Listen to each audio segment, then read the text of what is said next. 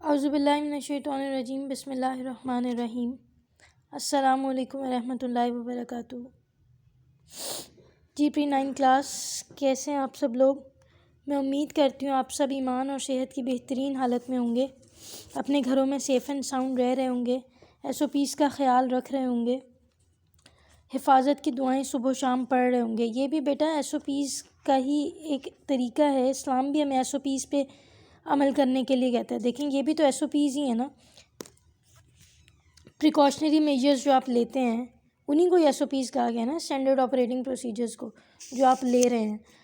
आप मास्क वगैरह पहन रहे हैं, आप हैंड्स को सैनिटाइज़ कर रहे हैं जर्म्स वगैरह वायरसेस से बचने के लिए। इसी तरह इस्लाम भी आपको कहता है कि आप बहुत सारी आफात से, मुसीबतों से, परेशानियों से बच सकते हैं अगर आप सुबह शाम के अज़कार पढ़ें, प्रॉपर नमाज रोज़ा करें, बावज़ू रहें, ज़िक्र करें, तो आप जिन्नात से और दूसरी चीज़ों से भी बच सकते हैं, शैतानी चीज़ों से। आयतुल कुर्सी का विर्द हो गया या आयतुल कुर्सी होगी, रात को पढ़ के सोना, ये सारी चीज़ें आपको सिखाई जाती हैं। वॉशरूम में जाने की दुआ, उसका तो तर्जुमा भी आप लोगों को पता है कि वो ख़बीस जिनों और जिन्नियों से बचने के लिए है। इसीलिए ना ये सारी चीज़ें, ये भी SOPs की तरह ही हैं।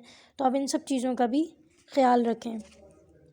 जी बेटा, हम लोगों ने जब ये चैप्टर स्टार्ट किया है तो इसमें हमने मेजरिंग इंस्ट्रूमेंट्स को पढ़ना शुरू किया है। सबसे पहले आपको याद होगा मेजरिंग इंस्ट्रूमेंट्स। सबसे पहले इसमें हमने क्या पढ़ा था, मीटर रूल पढ़ा था। मीटर रूल क्या होता है, रूलर आर्म जो आपके पास होता है, बस ये थोड़ा बड़ा होगा, 1 मीटर वाला है, ठीक है, वुडन है, लेंथ को मेजर करने के लिए। उसके बाद हमने मेजरिंग टेप पढ़ा, ये भी लेंथ को मेजर करता था। उसके बाद हमने वर्नियर कैलिपर्स को देखा, ये भी लेंथ मेजरिंग इंस्ट्रूमेंट है या डायमीटर कह लो, इंटरनल या एक्सटर्नल। उसके बाद हमने स्क्रू गेज को पढ़ा, ये भी लेंथ या डायमीटर को मेजर करता था, बस प्रिसीजन आ जाती थी, उससे ज़्यादा अच्छा हो गया था, यही था ना, लीस्ट काउंट ज़्यादा था। अब हम पढ़ेंगे मैस मेजरिंग इंस्ट्रूमेंट्स, वो इंस्ट्रूमेंट्स जिनसे हम क्या मेजर कर सकते हैं चीज़ों का मैस। लेंथ वाला मामला अब ख़त्म हो गया। अब हम दूसरी फ़िज़िकल क्वांटिटी को मेजर करने के लिए, यानी पहले लेंथ थी एक फ़िज़िकल क्वांटिटी, उसको हमने मेजर करने के लिए कुछ इंस्ट्रूमेंट्स को देख लिया है। अब हम कौन से देखेंगे, अब हम मैस को मेजर करने वाले कुछ इंस्ट्रूमेंट्स को देखेंगे। तो उससे पहले हम ये देख लेते हैं कि मैस है क्या चीज़। आपके पास एक चीज़ होती है मैस और एक होती है वेट। एक आपके पास है मैस और एक आपके पास है वेट। इसमें फ़र्क क्या है, वेट कॉमनली जिसे हम वज़न बोलते हैं ना, ये तो वो वर्ड हो गया ना वेट। एक चीज़ होती है आपके पास मैस, मैस भी वज़न ही है, लेकिन क्या फ़र्क है इसमें कि एक बॉडी के अंदर, एक सब्सटेंस के अंदर जितना मैटर मौजूद है ना, जितना भी, उसे बोलते हैं मैस। क्या बोलते हैं उसे, मैस। यानी मैटर आपको पता है, सॉलिड लिक्विड गैस, जो ये सारे मैटर है, कोई सब्सटेंस कितने मैटर से मिलके बने हैं, कितने मॉलिक्यूल्स हैं, कितने पार्टिकल्स उसके अंदर मौजूद है ना, वो सारा जब आप उन्हें मिला लेंगे, जोड़ लेंगे, तो वो कहलाएगा उसका मैस। बात समझ आ रही है, कितने मॉलिक्यूल से मिलके बने, कितने पार्टिकल्स हैं। वेट क्या है, product of mass and gravitational pull, यानी वही मैस, उसको आप मल्टीप्लाई कर दें, यही मैस है, इसको मल्टीप्लाई कर दिया ग्रेविटेशनल पुल यानी ग्रेविटी की फोर्स के साथ, जी के साथ। तो जब इन दोनों का प्रोडक्ट लेना है ना मल्टीप्लाई करके, तो ये बन गया वेट। यानी मैस से बड़ी चीज़ हो गई वेट, कि मैस अकेला नहीं है, बॉडी के अंदर जितना भी मैटर था ना, उसको जिस फोर्स के साथ अर्थ अपनी तरफ खींच रही है ना, इन दोनों को प्रोडक्ट जब आप इन दोनों का लेंगे, मल्टीप्लाई करेंगे, तो ये कहलाएगा वेट, ठीक है। मैस को मेजर करते हैं किलोग्राम में और वेट को मेजर करते हैं न्यूटन में। अब यहाँ हम क्या गलती करते हैं, देखें, आपके पास इस वक्त आप जिस चीज़ को भी मेजर करते हैं ना, बैलेंस पे बेसिकली, तो आप मेजर क्या करते हैं, आप वेट मेजर करते हैं, आप मैस नहीं मेजर करते। वो आपका वेट है जो आप मेजर करते हैं, ठीक है। अब आप गोश्त लेने जाएं, आप दूध ख़रीदें, आप पानी का वज़न करें, किसी भी चीज़ का जब आप वज़न करेंगे ना, दुनिया में इस वक्त रहते हुए जब आप वज़न करेंगे, तो ऑटोमेटिकली ग्रेविटेशनल पुल उस पर एक्ट करेगी, जिसकी वजह से क्या हो जाएगा कि वो मैस के, उसके मैस के साथ वो मल्टीप्लाई हो जाएगी, और हमें जब भी शो कराएगी वो वेट शो कराएगी, वो मैस नहीं शो कराएगी। तो हम गलती ये करते हैं कि हम उस वेट को कहते हैं जी 3 किलो, 3 किलो आलू दे दो, वो आलू 3 किलो नहीं है, वो न्यूटन है 3 किलो। 3 किलो नहीं है, सॉरी, वो 3 न्यूटन है बेसिकली आलू का जो वज़न है। वो जो आप किलोग्राम यूनिट यूज़ कर रहे हैं वो मैथ्स का यूनिट है, हम वेट में यूज़ कर देते हैं, वो गलत कर देते हैं हम किलोग्राम गलत बोलते हैं, न्यूटन उसकी जगह आना चाहिए। न्यूटन वो यूनिट है जो वेट के लिए यूज़ होता है।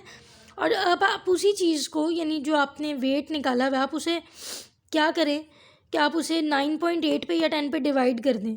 जब डिवाइड कर देंगे आप, तो आपके पास मैथ्स आ जाएगा, ठीक है।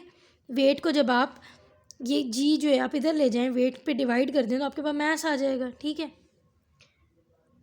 एक और चीज़, maths remains same everywhere on earth. ज़मीन पे आप कहीं पे भी चल जाएं, बल्कि चांद पे भी चले जाएं, मैथ्स को फ़र्क ही नहीं पड़ेगा, क्योंकि मैथ्स ग्रेविटेशनल पुल से अलग है। ग्रेविटी उसके ऊपर एक्ट नहीं कर रही, ना उसे कोई फ़र्क पड़ रहा है ग्रेविटी से। तो ग्रेविटी कम हो रही है, ज़्यादा हो रही है, फ़र्क ही नहीं पड़ रहा उसे। इस वजह से मैथ्स जो है वो दुनिया में या उससे बाहर भी, चांद पे ले जाएं, कहीं पे भी, मैथ्स किसी बॉडी का सेम रहेगा।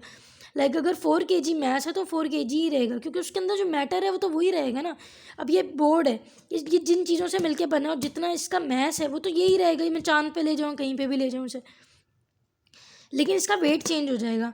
दुनिया में भी जहाँ जहाँ ग्रेविटी की फोर्स कम होती रहेगी, ऊंचाई पे या बहुत नीचे जाके, या फिर आप चांद पे चले जाएं, तो 1/6 रह जाती है ज़मीन की निस्बत।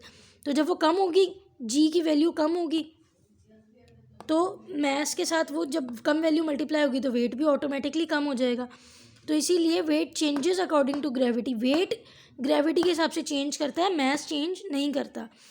वेट का फॉर्मूला क्या है? W=mg या ma। एक्सेलरेशन या ग्रेविटी आप कुछ भी लिखो, उसे मैथ्स के साथ मल्टीप्लाई करो तो वेट निकल आता है, ठीक है। वेट को मेजर किस में किया जाता है? स्प्रिंग बैलेंस में। वेट हमेशा स्प्रिंग बैलेंस में ही मेजर होता है। स्प्रिंग बैलेंस क्या है कि इस तरह से एक रिजिड सपोर्ट है, उसके साथ स्प्रिंग लगा हुआ है, और स्प्रिंग के नीचे आप मैस लगा देते हैं। तो ये जितना खींचेगा ना, इसकी टेंशन जो होगी ना, इसके अंदर जो फोर्स होगी TF, उसकी वजह से वो नीचे जितना वेट वो शो कराएगा। यहाँ पे एक स्केल रखा होगा जो इसकी वजह से, स्केल के साथ एक होगा पॉइंटर, तो वो क्या करेगा, ये स्केल है, इसके साथ ये था पॉइंटर, जितना ये खींचेगा उतना ही पॉइंटर इसके साथ ही है जुड़ा हुआ।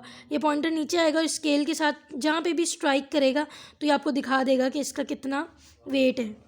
ये स्प्रिंग के नीचे यहाँ पे वेट जो है वो लटकाया होगा, और स्प्रिंग के खींचने की वजह से वेट नीचे होगा, और फिर वो पॉइंटर जहाँ पे भी जाके टकराएगा आपको उसका वेट दिखा देगा। स्प्रिंग बैलेंस से वेट मेजर होता है, और फिज़िकल बैलेंस से हमारे पास क्या मेजर होता है? मैस मेजर होता है। इतनी बात समझ आ गई आप लोगों को?